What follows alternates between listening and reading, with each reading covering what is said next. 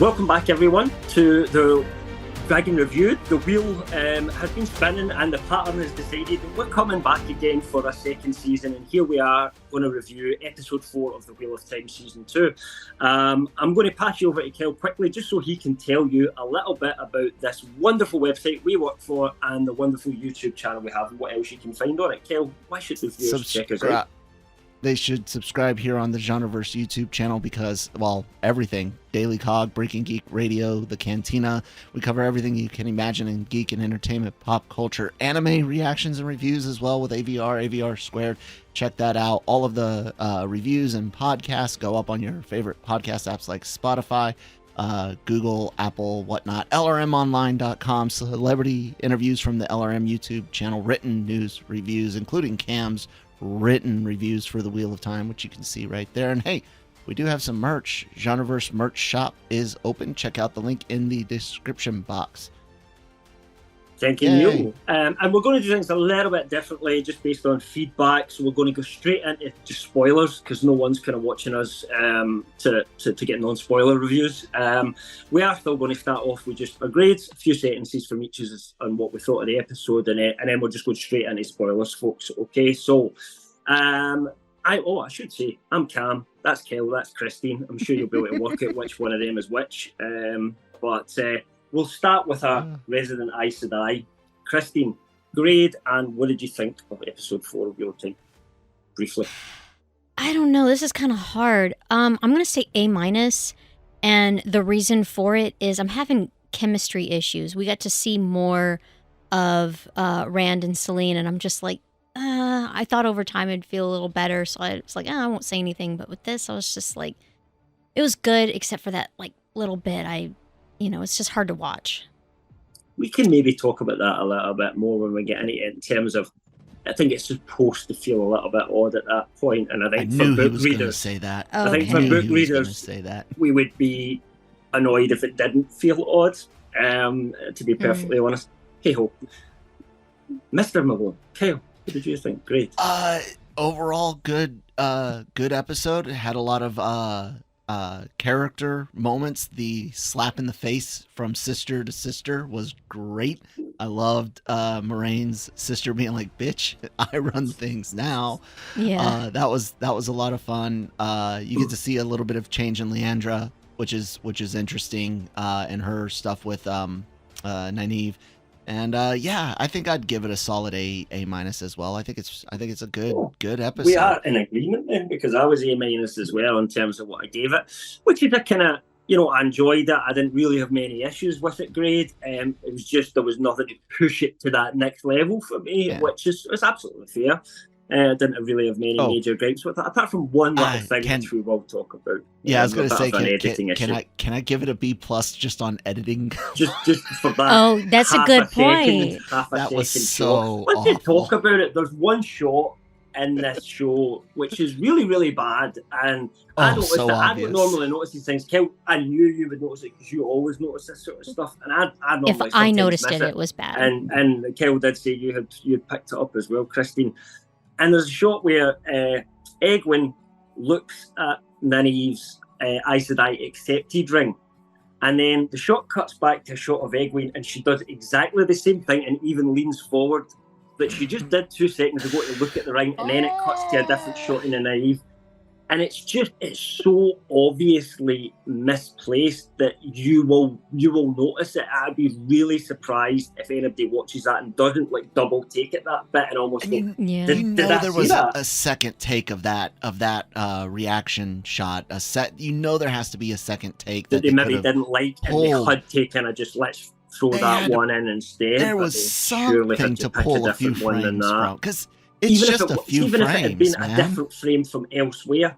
Yeah. But see, because it was the one we had just seen, it's that primacy recency thing. It was shot. So that it was literally, it was third shot of the second time they'd used it in 3 shots. So Yeah. yeah, a little bit of an editing issue there. Obviously not going to specifically affect people's grade, but it's one of those things that's going to annoy you every time you rewatch this. I did say they should change it. Kel, you said no, they should leave things in and like a Starbucks coffee cup. Leave the like Starbucks coffee cup. Leave the I kind jeans of wish they guy. had left the Starbucks coffee cup, in all honesty, because I think it was,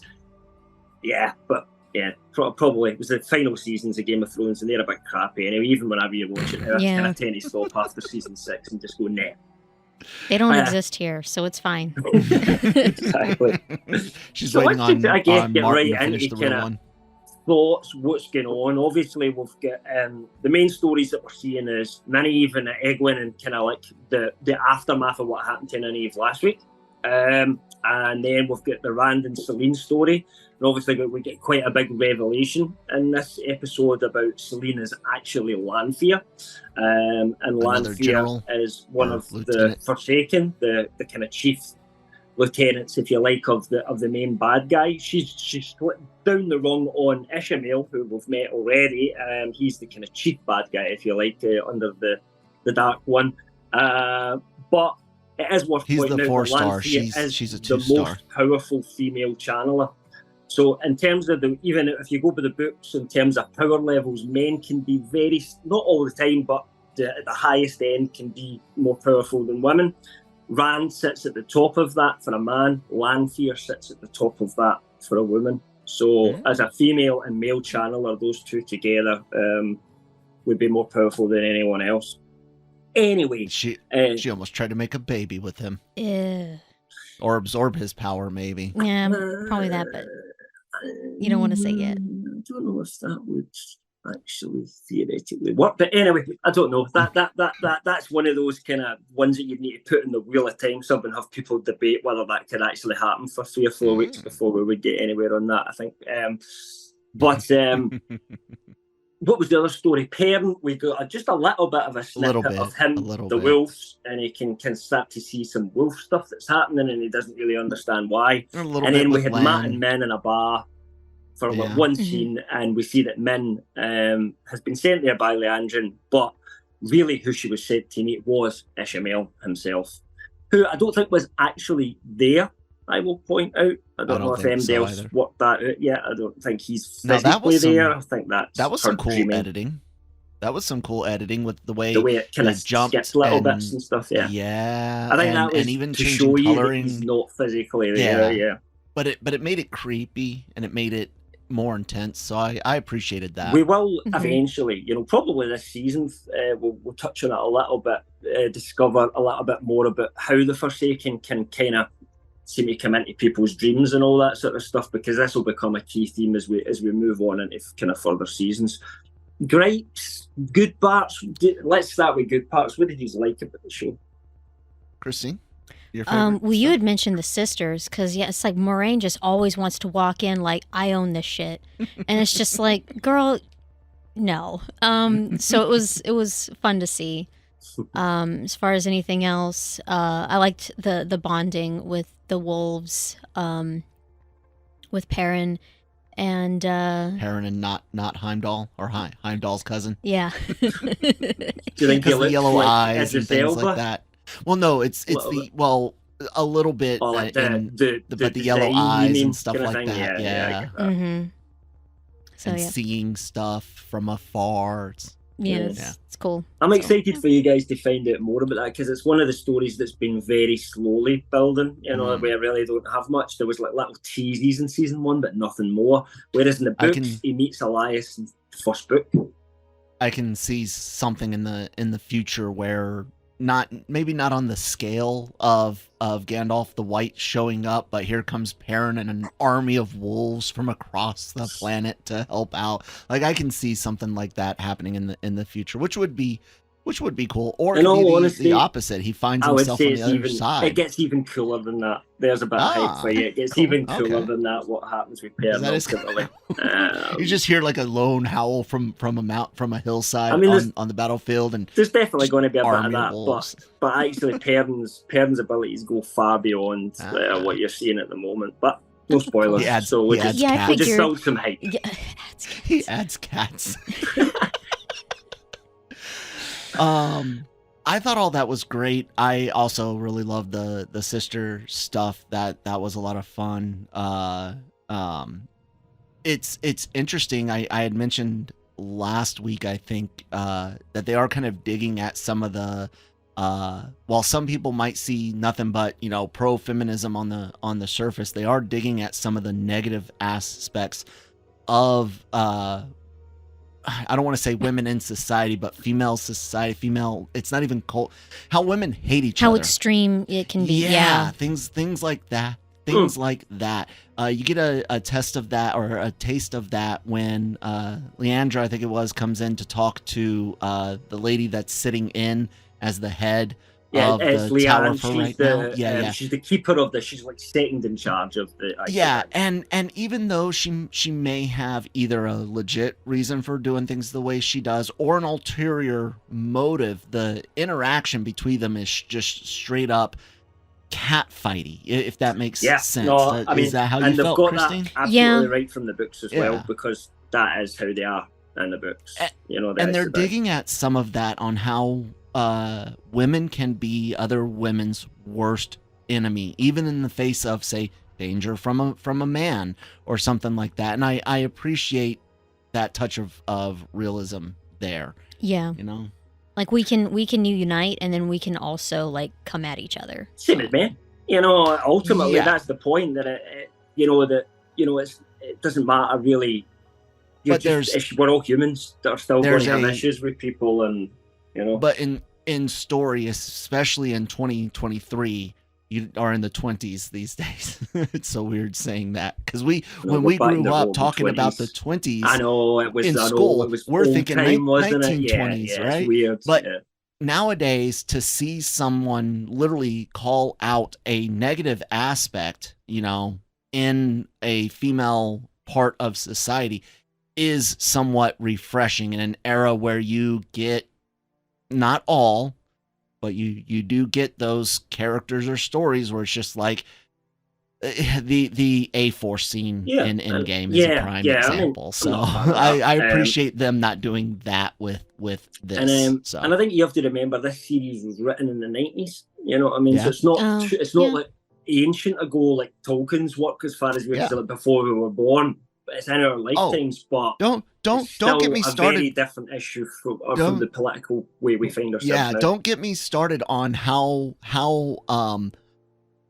and I mean this in the more traditional sense, not the modern sense, how woke the 90s were. Like literally how far advanced. You think of what Joss Whedon did for girl power and LGBT representation on screen with things like Buffy long before anything the CW has done in the last 15 years was an itch in someone's pants. Yeah, the 90s definitely had more of a finger on the pulse of society than people realized. Yeah, I agree with that. Anyways, so what about? I was just say my likes. I really like the Moraine story as well, actually. And what I'm going to say is, that's not in the books. The history is in the books, that this is that she is a sister of, you know, this family, this important family in Kyrene and Demandred. So that's all lorally accurate, but doesn't really happen on screen. And I've actually really appreciated that, because I thought it was some interesting dynamics to see, and it fits with the way Kyrene is, which is the most political city in the Wheel of Time universe. There's a lot of powerful families, you know, that are all vying for control. And you know, he called it, there's a name that they probably haven't mentioned yet, Dies de Mar, which is means the game of houses. You know, which this was before Game of Thrones had ever even flashed into Martin's mind, by the way. And he definitely, in my opinion, took a lot of influence from, took that little part of this story and made that a big part of his story when he did it. But there is this kind of political infighting and trying to get one-upmanship on each other. And I think we'll probably get a little bit more of that going forward. So I can appreciated seeing that from Moraine's point of view, for sure.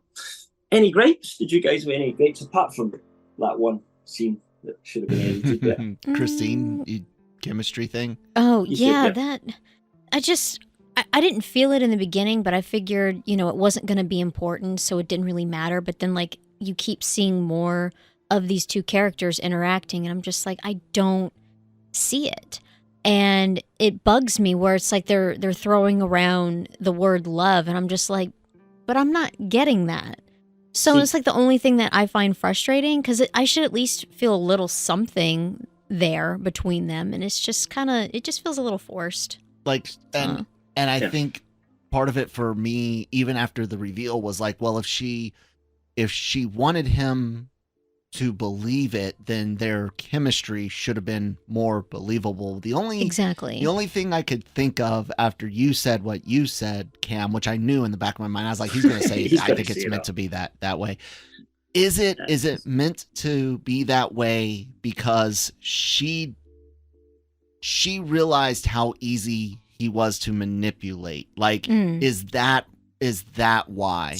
Like, does the book give context that she's basically playing with a little boy mentally, if you will, and then she doesn't put in the effort?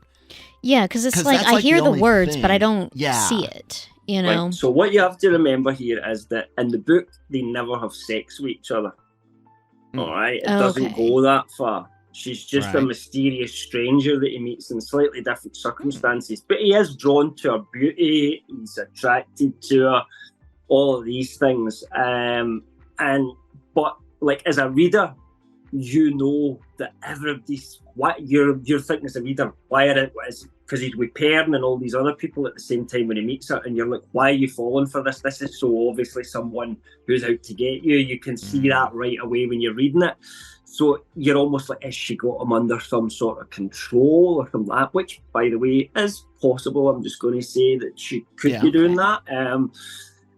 I have to be very careful with what's here, because I think you'll definitely get some some of these answers later on. But I think to go to your love thing, I think the key thing about the love statement is, I don't think Rand is telling her at the time, I need to go away from you because I love you. I think he's saying it more rhetorical. I have to leave the people that I love. What is interesting is her reaction to that she seems to be quite pleased that he has said that at that point. Yeah. And you're like, where's that coming from? Because prior to that, she's been kind of like, no, I loved someone in the past. That's the only person I'll ever love. This is just a text thing for us. But clearly that's not the case. I can't go into why, but there's a connection there. Put it this way, there's a connection between Rand and Celine that goes back, and we'll just leave it at that and find out more. But I think you'll understand the way they've done it eventually. Maybe it'll be next season before we get there, but I think you will. But for the moment, at least we can say she's a Forsaken. And she was clearly the person that you heard when Ishamael goes to that place and he breaks that moon dial.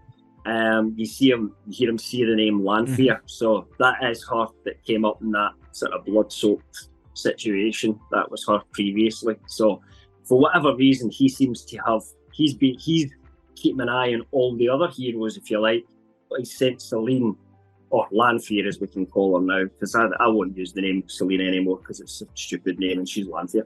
And you know, he's kind of stick Lanfear on Rand for the time being. But again, we won't say any more on that. But yeah, no, I totally appreciate what you're saying, Christine, because you don't have that context to be able to play off with that. But I think sometimes, you know, it'll be one of those things where you look back in it in a couple of years' time after, when you're in season 5 or something like that, and you're like, oh, okay, that it kind of makes sense now because I know where this actually, you know what's going on in her head. At the moment, you can only understand Rand's position here a little bit. You don't understand where she's coming from, and there's a lot more kind of to it than that. Do you have any gripes with it specifically, too? So the stuff with Lan right now is really freaking boring. Didn't Moraine tell him go to the White Tower? Correct. And then she said that her friends there would ride with him and get him there. And then we just flash to him just living there and, you know, about to be invited into the fold. Where does the third one go?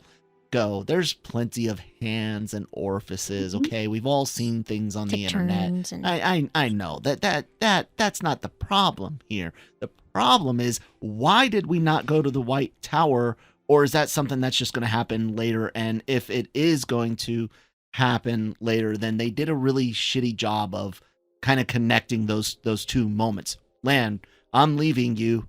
Go to the White Tower and do X, Y, Z. And then all of a sudden we're just there, just hanging out without an even, I put off my mission, or we're going to go later, or you know what I'm saying? It felt kind of choppy. And in a series where we've already pointed out a few things that kind of lack context for non-book readers, it was a little, as of right now, disappointing. Okay, I have something to say. Actually. Okay. But I'll let you go first, Kristen. Okay, because like for me, I didn't really have that problem, because it's like with Lord of the Rings, you're watching a series where there's a lot of traveling, so maybe you don't want to see all of it. Right, but so like for me, skipping didn't really bug me.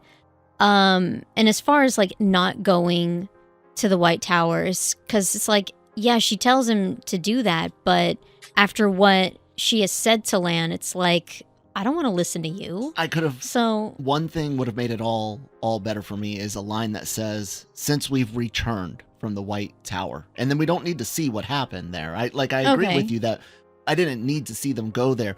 I needed to acknowledge why we didn't see them go there. Whether that's I've got a better line that could have happened. We didn't go at all. What do you got? Instead of sending him to the White Tower, she should have said, "I'm sending you to Alana."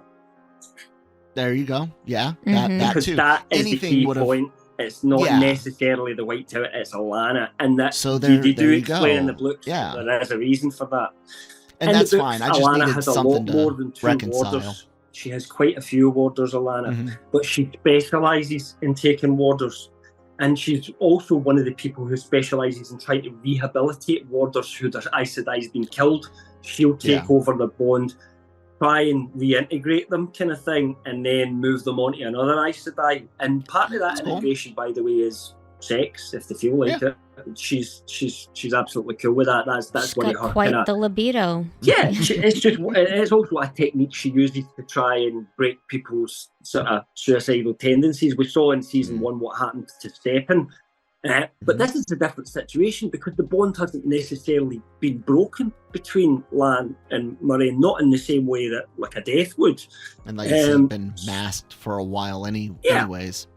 I just needed something to reconcile. So I agree. I think they could have given us a bit more information about why he's there with Alana, because that is explained in the book. And for a book reader like me, I can just ignore that because I know, he's with Alana now. Cool. You know, that happens a bit later in the books, but I know why this is happening. But for you guys, yeah, absolutely. It doesn't really kind of stress that. Other than that, man, I'm good. It's fun. All right, I'm ready to see a next episode. Sort of series side of things then. We all seem to be moving towards Erin, right, at the moment. That's where Matt has been sent to, or Min's been sent to kind of take Matt there. We have Rand kind of there already. Moiraine is now there. But they've just said they need to leave, right enough, because they've also just killed Lanfear, who has seemingly immediately disabled. Seemed to immediately be coming back to life.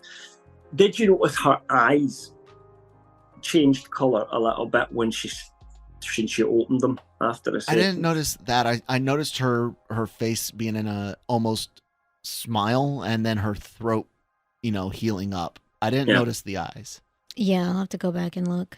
You may want to look. They kind of get dark, and there's actually, I don't want to kind of spoil exactly what it is or anything like that, but there's other abilities that they have access to that we haven't seen so far, let's say. However, it also proved a bit of a kind of controversial point amongst the fan base, this one, all right? The question was, now, in the books, when the Forsaken get killed, they absolutely can come back from the death, right? But it's not easy. The Dark One has to find them a new, if you like, meat puppet and put their soul into a new body, and then they can come back. And even torment some of them at times, which I won't get into. But some fans were worried about, is this her being resurrected by the Dark One immediately? Have they made it as immediate that in the show? And I'm not sure it's necessarily going down that route, if I'm perfectly honest. I think it's a possibility. But the question is then, is that a good thing for a show? Would you rather that they're so powerful enemies that Dark One can literally just bring them back from the death? Or would you prefer that they disappear and come back later on in a new body? But I think that would get confusing, maybe. And expensive for multiple actors and actresses. That's my thoughts as well, yeah. Yeah, with like reading a book, you know, like there's so many pages that you can put in, but with like screen time, you only have, you know, certain episode, you know, like times, like how long an episode can be and how much you can put in a season. So I'm thinking that they're probably going to skip doing that then. And that's I'm my a big guess fan. Anyway. And I think it raises the threat factor of the Forsaken a little bit if you can't just kill them. That's what the way anybody else would be killed. I'm a big fan of slasher flicks and the Terminator, so having something that is nigh indestructible is fine with me. I'm okay with it, especially if you use it in a way of amalgamating the story stuff into the logistics of not being able to have all these different actors and actresses and stuff. Because I honestly did think, how are they going to do that? Like in a book, if you read the name Lanfear and you're reading Lanfear by the last book, you've got the same image as your head that you had when she was first introduced as a character, even though you know she's maybe changed bodies a couple of times, right? But to do that in a show and get a different actor every time and say, I'm this person, you know, I just don't think that would work, to be honest. Yeah. I don't really have much more. I mentioned the thing about Perrin. I think there's still too many things up in the air for me to really even have a feel of where we're headed now, except for why are they all going to the one place to unlock something. It might even have something to do with that horn. We might see Paddon Fane make his way there shortly. It might be to unlock the next general or the Dark One themselves and bring them back. Like that's what I think is this season's deal. Any other theories from you, babe? I thought it was kind of strange that Nynaeve and Egwene were told about what's going on. And well, Nynaeve and then to Egwene, but it was just like, you know, she's going to do something, so why share? So I'm wondering what's going to happen with that next episode. I think it's what's her name. When they turn up, she's kind of waiting on them there, isn't she? And then she immediately says that Elaine is a complication, and then just both takes the three of them out. I think that's her setting up the actual like alibi, if you will. So she convinces them to go do something that makes it look like they're breaking the rules, which will enable some protocol or put them in a place where she will be able to more easily. What do you think her aim is here, Leandrin? Because I have to be careful about what I say because I know what her aim is. So I don't know, but it's like, you know, you just almost got Egwene caught, but yeah, you're right with the whole waiting there. But yeah, I think it's the rich girl trying to get rid of her, maybe. I don't know. Like a rivalry thing, like. So you don't think she's evil? We don't think she's bad? Or no, it's just like the position of like who she is, who her family is. Like maybe there's something there that could be. Where it's like, you get on my nerves. I think her ultimate goal, Leandra, that is, I think her ultimate goal is probably similar to Moraine's in wanting to bring an end to, you know, the bad stuff and stop what is potentially coming. And this is her side of it. But of course, here in the show, they're wanting to show her, you know, be this, you know, mean bitch and all of that, and then you find out later on, oh, they're one and the same, they're same goals, yay, all happy fam. So that's why I said I think this is designed as something to better get the pieces where she wants them. Interesting. I wasn't sure what ways we're going to go with that answer, so I had a potential bit of foreshadowing that I was going to tell you about that happened in a previous episode.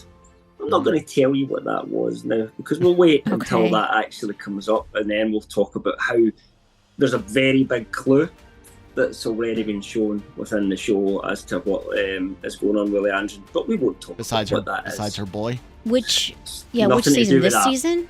Is it in this yes, season? in season 2. Okay. In season 2. Okay, then I'm gonna try to find it. It'll be very hard to spot, but see, as soon as I Oh. pointed it out to you, you'd be like that. Oh yeah, that. Oh, Wait a minute, that doesn't. You know, it'll be one of those kind of things. But if you can spot it, you can spot it. Okay.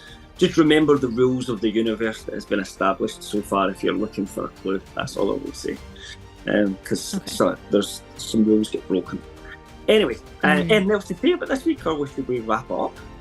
Wrap it up. Wrap it I up. think we're good, Cam. It was If a you lot of watched fun. this week, thank you very much for watching. We will be back for episode 5. We're all clearly enjoying it at the moment. I've heard most of the fans online that are willing to give it a chance have been really a lot more impressed with season 2 than season 1, so all good. See you next week.